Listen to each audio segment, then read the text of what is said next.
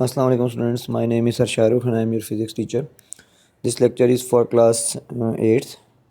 Students, we are doing our chapter number 3, it's exercise. We have done our 3 questions, first 3 questions along with the MCQs. Now we will discuss about question 3.4. Open your books and notes as well because हम जो है वो notes को जो है वो consult करेंगे यहाँ पे, उनमें सारा कुछ मैंने ऐड किया हुआ है तो काफ़ी आसानी होगी आपको। तो यहाँ पे चौथा क्वेश्चन आपको क्या कह रहा है, what is the law of inertia. इसको नोट्स के ऊपर क्वेश्चन नंबर 4 में देखें, मतलब नोट्स में जो आपके टॉपिक है 3.2 न्यूटन्स लॉज ऑफ मोशन, वहाँ पे आप देखें क्वेश्चन नंबर 4 जो है, पहला ही जो लॉ है वो ये आपके पास न्यूटन का क्या है, लॉ ऑफ इनर्शिया कहलाता है। क्यों? क्योंकि उसमें न्यूटन ने ये कहा था कि अगर कोई बॉडी अपनी रेस्ट की स्टेट में है, ठीक है, तो वो रेस्ट की स्टेट में ही रहेगी, और अगर वो यूनिफॉर्म मोशन में है तो वो यूनिफॉर्म मोशन की ही स्टेट में रहेगी अनटिल और अनलेस कि उसके ऊपर कोई एक्सटर्नल फोर्स या नेट फोर्स ना लगे। यानी अगर कोई बॉडी रुकी हुई है तो वो रुकी रहेगी जब तक उसके ऊपर कोई नेट फोर्स ना लगे, कोई बॉडी चल रही है तो वो चलती रहेगी अगर उसको रोकने के लिए कोई नेट फोर्स ना लगे। ठीक है, तो ये क्या था, लॉ ऑफ इनर्शिया, यानी वो अपनी इनर्शियल प्रॉपर्टी की वजह से जो है वो चलता रहता है ऑब्जेक्ट या रुका रहता है। ठीक है, तो ये जो फर्स्ट लॉ था आपने इसी को लॉ ऑफ इनर्शिया कह दिया था, क्योंकि ये इनर्शिया के ऊपर बेस कर रहा था ऑब्जेक्ट्स के। ठीक है, इसलिए इसको हमने लॉ ऑफ इनर्शिया का नाम दे दिया था, ये फर्स्ट लॉ जो है। तो इसको आप यहाँ से याद करेंगे, क्वेश्चन नंबर 4 जिसमें आपको फर्स्ट लॉ को as a law of inertia जो है वो एक्सप्लेन किया हुआ है। नेट फोर्स का आपको मैं कॉन्सेप्ट क्लियर करता चलूँ। नेट फोर्स किसी भी ऑब्जेक्ट पे लगने वाली वो रिजल्टेंट फोर्स होती है जिसका अफेक्ट कैंसिल नहीं हो रहा होता, अदरवाइज बाकी सारी फोर्सेस का अफेक्ट कैंसिल हो रहा होता है। जैसे फॉर एग्जांपल मैं इस बॉडी के ऊपर 5 फोर्सेस लगा रहा हूँ, बट आप यहाँ से ये देखें कि अगर ये भी फोर्स 2 न्यूटन की है, ये भी 2 न्यूटन की है, ये भी 2 न्यूटन की है, ये भी 2 न्यूटन की है, ये भी 2 न्यूटन की है, तो ये वाली 2 न्यूटन की फोर्स राइट हैंड की तरफ लगने वाली, लेफ्ट हैंड की तरफ लगने वाली फोर्स को कैंसिल करेगी, और अपर फोर्स जो लग रही है 2 न्यूटन की वो नेट फोर्स जो नीचे से लगने वाली अपवर्ड फोर्स है उसको कैंसिल करेगी। बट इस फोर्स को कैंसिल करने वाली कोई फोर्स ना हुई तो जो कि इधर से लग रही होगी जो कि इसको कैंसिल करे, तो ऐसी कोई फोर्स नहीं है। तो ये जो फोर्स है ये नेट फोर्स बनेगी यहाँ पे 2 न्यूटन, इसके ऊपर इस ऑब्जेक्ट के ऊपर 2 न्यूटन की नेट फोर्स लग रही है। ठीक है, एफ नेट कितनी है, जो रिजल्टेंट फोर्स है, जो सारी फोर्सेस को ऐड अप करने के बाद नज़र आई, बाकी सब कैंसिल हो गई एक दूसरे से। ऊपर से अगर +2 लग रही थी तो नीचे से जो लग रही थी उसको -2 कर लिया, वो कैंसिल हो गई। लेफ्ट हैंड साइड से 2 न्यूटन लग रही थी, राइट हैंड साइड से 2 न्यूटन लगी, तो लेफ्ट हैंड वाली को नेगेटिव लेंगे, राइट हैंड वाली को पॉजिटिव लेंगे, तो वो दोनों प्लस माइनस हो गए, 2 - 2 0 हो जाएगा वो भी। तो ले देखिए ये एक फोर्स बची जो इस डायरेक्शन से लग रही थी, ये नेट फोर्स है आपके पास 2 न्यूटन। ठीक है, तो resultant of all the forces जो आप उसको कहते हैं नेट फोर्स। तो अगर तो कोई नेट फोर्स किसी ऑब्जेक्ट पे नहीं लग रही तो वो अपनी स्टेट ऑफ रेस्ट में ही रहेगा, चाहे उसके ऊपर जितनी मर्जी फोर्सेज लग रही हो, बट नेट फोर्स कोई ना हो, सारी एक दूसरे का इफेक्ट कैंसिल कर रही हो। ठीक है, तो first law of inertia, Newton law, first law of motion जो है लॉ ऑफ इनर्शिया भी माना जाता है। ठीक है, नेट फोर्स का कॉन्सेप्ट आपने याद रखना है। नेट फोर्स ज़ीरो होने का मतलब ये नहीं है कि नंबर ऑफ़ फोर्सेज ज़ीरो हैं। हो सकता है कि कोई ऑब्जेक्ट के ऊपर किसी के ऊपर कुछ फोर्सेज लग रही हों, बट उसकी फिर भी नेट फोर्स ज़ीरो हो। क्यों? क्योंकि वो सारी फोर्सेज एक दूसरे का अफेक्ट कैंसिल कर रही हो। तो नेट फोर्स का ज़ीरो होना ज़रूरी है, फोर्सेज का ज़ीरो होना ज़रूरी नहीं है। ठीक है, an object can be at rest under the number of forces, और it can be moving with uniform motion under the action of forces. ठीक है, अच्छा अब बात करेंगे अपने नेक्स्ट क्वेश्चन की। क्वेश्चन नंबर आपका 3.5, why it is dangerous to travel on the roof of a bus. Question number 3.5, why it is dangerous to travel on the roof of bus. तो इसका आंसर आप देखते हैं, अपने नोट्स भी आ जाएं, अब आप एक्सरसाइज में आ जाएं जहाँ पे एक्सरसाइज गिवन है आपको नोट्स के अंदर, उसमें आप देखें क्वेश्चन नंबर 5 का आंसर लिखा है। कुछ रीज़न मैंने बताई है कि क्यों डेंजरस है ट्रैवल करना छत पे बस की। तो पहला रीज़न देखें आप कि एयर प्रेशर आपको पीछे की तरफ धकेल सकता है जब बस जो है वो तेज़ी से मूव करे। एयर रेजिस्टेंस की वजह से आप पीछे की तरफ गिरने का खदशा है आपको। फिर इनर्शिया की वजह से जब बस एक साइड पे मुड़ेगी, ठीक है, जब टर्न लेगी तो आप एक साइड, दूसरी से जिस साइड बस टर्न लेगी उसके अपोजिट साइड आप गिरेंगे, बिकॉज आप इनर्शिया की वजह से सीधा जाना चाह रहे होंगे। ठीक है, लेकिन बस ऐसे मुड़ जाएगी और आप जो है वो ऐसे बाहर की तरफ यहाँ इस साइड पे गिर जाएंगे। ठीक है, इनर्शिया की वजह से, क्योंकि आप सीधा जाना चाह रहे होंगे। अच्छा, ड्यू टू इनर्शिया हम आगे भी गिर सकते हैं। सडनली जब कोई बैकवर्ड भी गिर सकते हैं अगर एकदम से एक्सेलरेशन होगी, एकदम से अगर बस रुकी हुई थी और बस एकदम से चलेगी, जब ड्राइवर एक्सेलरेट करेगा बस को एकदम से, तो आप पीछे की तरफ भी गिर सकते हैं अपने इनर्शिया की ही वजह से अगेन, क्योंकि आपकी बॉडी रेस्ट पे थी, वो चाहेगी मैं रेस्ट पे रहूँ, बट नीचे से बस आगे चली जाएगी और आप वहीं पे रह जाएंगे तो पीछे की तरफ गिरेंगे।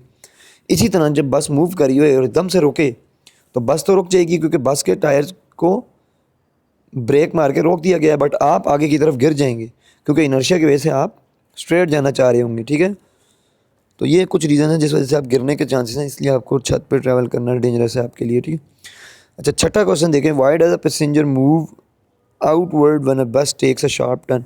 ये भी वही क्वेश्चन है जो ऊपर इसका एक किस्म का आंसर गिवन है, बट हम फिर भी क्वेश्चन नंबर 6 अपने नोट्स का देखते हैं जाके कि वहाँ पे हमने इसको किस तरह से लिखा है। तो क्वेश्चन नंबर 6 देखें, यहाँ पे ये डू यू नो वाले बॉक्स में लिखा भी है ये,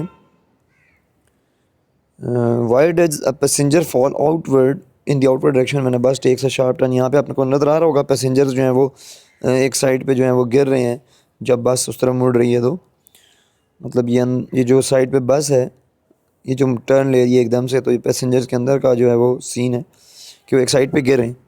तो क्यों गिर रहे हैं उसकी भी रीज़न यही है कि नीचे से बस एक साइड पे मुड़ रही है, बट इनर्शिया की वजह से वो पैसेंजर्स सीधा ही जाना चाह रहे हैं, बट हो क्या रहा है उनकी डायरेक्शन ऑफ मोशन इस तरह था along with the bus, but ये बस का डायरेक्शन ऑफ मोशन चेंज हो गया, पर इंसानों का नहीं हुआ, वो आगे की तरफ जाना चाह रहे थे सीधा आगे की तरफ, या आप यूँ कहें उनका निचला पोर्शन जो बॉडी का निचला हिस्सा है वो बस से जुड़ा था तो वो बस के साथ साथ मुड़ गया, बट जो ऊपर वाला पोर्शन है आपका जो सर वगैरह वाला बाजू वगैरह वाला पोर्शन है वो इनर्शिया की वजह से सीधा ही जाना चाहेगा, तो वो थोड़ा सा बाहर की तरफ बस से बाहर की तरफ बेंड होगा।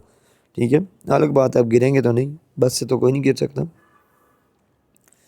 लेकिन आउटवर्ड गिरने का मतलब ये है कि बाहर की तरफ आप निकलते हैं, जिस तरफ टर्न ले रही होती है बस उसकी अपोजिट साइड आप गिरते हैं। अच्छा, तो ये आप यहाँ से एज इट इज़ याद कर लेंगे, ये भी इनर्शिया की ही वजह से है। इनर्शिया जो है वो आपका मेन कॉन्सेप्ट बना हुआ है अभी तक इन 2-3 सवालों में।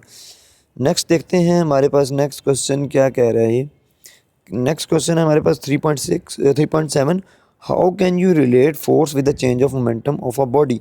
हाउ कैन यू रिलेट, तो आपने ये भी देखा हुआ है मोमेंटम और फोर्स का रिलेशन देखना है आपने, या change of momentum delta P यानी पी एफ माइनस पी आई,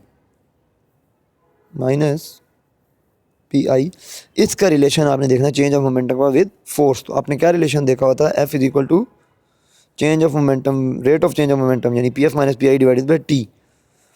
तो इसको आप क्वेश्चन नंबर अपने 16 में जाके देख लेंगे। क्वेश्चन 16 आप देखें अपने नोट्स पर कि फोर्स और मोमेंटम में क्या रिलेशन है। मैंने यहाँ पे 2 मेथड्स आप लोगों को करवाए हैं, जिसमें से बुक में आपकी ये वाला मेथड हुआ है, ये मेथड 1, बट मैं प्रेफर करूँगा मेथड 2 को क्योंकि वो ज़्यादा इजी है। तो मेथड 2 कुछ इस तरह है, 1 तो आपको पहले भी एक्सप्लेन किया गया होगा, ये मेथड 2 ज़रा सा देखिए। आपको पता है according to Newton second law F is equal to M A के बराबर होती है, मतलब फोर्स और force is equal to mass into acceleration. यहाँ से आप एक्सेलरेशन का फार्मूला अगर फर्स्ट इक्वेशन ऑफ मोशन से भी डिराइव करें बेशक, जो कि क्या कहती है V F is equal to V I plus A T. यहाँ से आप अगर ए की वैल्यू निकालें तो पहले आप वी आई को इस साइड लाएंगे तो ये बनेगा V F minus V I is equal to A T, और अब आप दोनों साइड को टी से कर दें डिवाइड, तो यहाँ से टी टी कैंसिल हो जाएगा, आप बस ए किसके बराबर आ जाएगा V F minus V I divided by T के।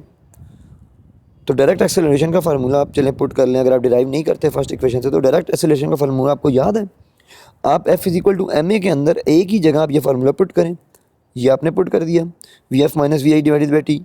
अब आप क्या करें, आप मैस को अंदर वेलोसिटी फाइनल और वेलोसिटी इनिशियल दोनों के साथ मल्टीप्लाई करें तो M V F minus M V I बन जाएगा। अब आपको यहाँ पे ये पता है कि मोमेंटम होता है P is equal to M V, तो इनिशियल मोमेंटम जो होगा वो P I will be equal to M V I और फाइनल मोमेंटम क्या होगा एम वी एफ। ठीक है, तो फाइनल माइनस इनिशियल जब आप देख रहे हैं यहाँ पे M V F minus M V I है, तो ये आपके पास बन गया ना final momentum minus initial momentum divided by time, तो आ गया फोर्स का रिलेशन, वही रिलेशन जो यहाँ पे भी है। ठीक है, तो इसको आप दूसरी तरह से मैं जिस तरह मैं लिख रहा था, ये किसके बराबर है F is equal to delta P divided by T. Delta P होता है बेसिकली चेंज इन मोमेंटम, तो ये चेंज इन मोमेंटम ही है P F minus P I. ठीक है, इस तरह भी लिख सकते हैं। तो चेंज इन मोमेंटम का रिलेशन देखा फोर्स के साथ, क्या रिलेशन आया कि rate of change of momentum is equal to force.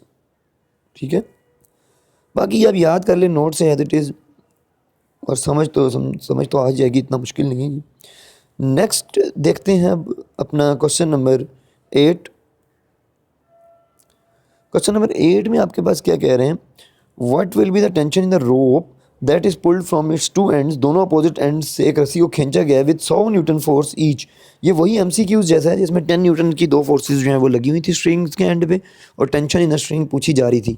तो उसमें 10 न्यूटन की फोर्सेस थी, तो 10 न्यूटन ही आई थी आपके पास टेंशन। तो यहाँ पे भी 100 न्यूटन की फोर्सेज हैं, तो न्यूटन आपके पास कितने आएंगे टेंशन के भी 100 न्यूटन ही आने चाहिए स्टूडेंट। ठीक है, कॉमन सेंस तो यही कहती है। लेट्स सी, सबसे पहले आप क्या कर लें, आप यहाँ पे वेट से मैथ निकाल लें, बिकॉज आपने याद होगा आपको कि आपने पुली वाला जो केस पढ़ा हुआ है जिसमें दोनों तरफ मैसेज अटैच होते हैं, उसमें आप यहाँ पे मैसेज लेते हैं, वेट्स नहीं लेते हैं M1 और M2। ठीक है, तो मैसेज आप निकाल लें। 100 न्यूटन फोर्स आपको गिवन है या वेट गिवन है, अगर हम कोई ऑब्जेक्ट टांग लें तो उसका वेट होगा, तो W=mg से अगर आप g की जगह 10 पुट करते हैं, ठीक है, आप 10 पुट करते हैं g की जगह और वेट आपको 100 गिवन है, तो यहाँ से आप मैथ निकाल सकते हैं। मैथ W=mg होता है, तो M=W/g होगा।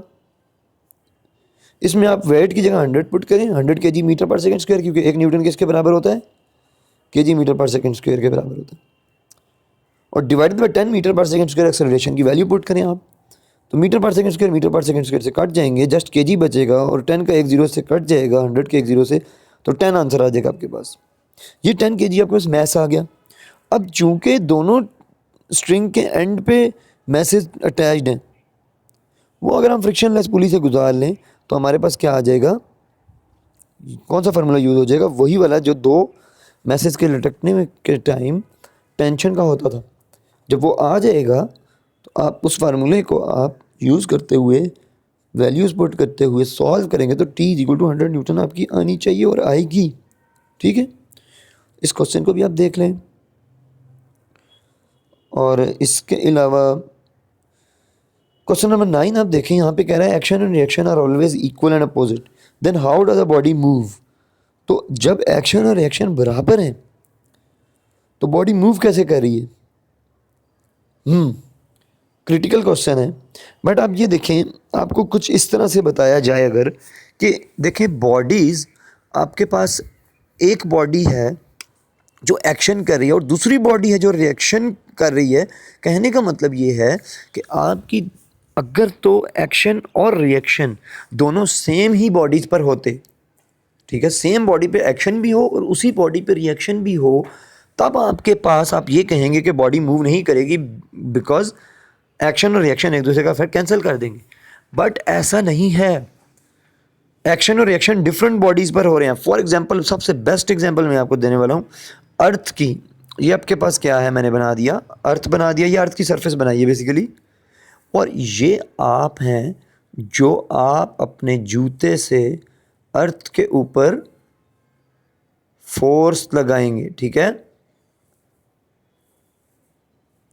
तो हो रहा क्या है यहाँ पे स्टूडेंट्स, आप जो हैं वो जब अर्थ के ऊपर फोर्स लगाते हैं, यानी आप एक्शन करते हैं जब अर्थ के ऊपर, तो क्या होता है, अर्थ का इनर्शिया बहुत ज़्यादा है, बिकॉज उसका मैस बहुत ज़्यादा है। तो आपने जो फोर्स इस तरफ लगाई बैकवर्ड डायरेक्शन में, उससे अर्थ तो पीछे नहीं गया, बट ये आपने एक्शन किया अर्थ के ऊपर। इन रिटर्न अर्थ आपके ऊपर रिएक्शन करेगा इन दी फॉरवर्ड डायरेक्शन। तो ये एक्शन है अगर, तो ये उसका रिएक्शन है अर्थ की तरफ से, लेकिन ये सेम इन मैग्नीट्यूड है, बट ये अर्थ के ही ऊपर नहीं हुआ, एक्शन अर्थ के ऊपर हुआ, रिएक्शन आपके ऊपर हुआ है, और आपका इनर्शिया, आपका मैस अर्थ के रिस्पेक्ट से बहुत ही कम है। तो होगा क्या यहाँ पे, जितनी फोर्स आपने अर्थ पे लगाई थी, अर्थ तो मूव नहीं किया बिकॉज उसका इनर्शिया बहुत ज़्यादा था, उसको चलाने के लिए आपके पाँव की लगी हुई फोर्स काफ़ी नहीं थी।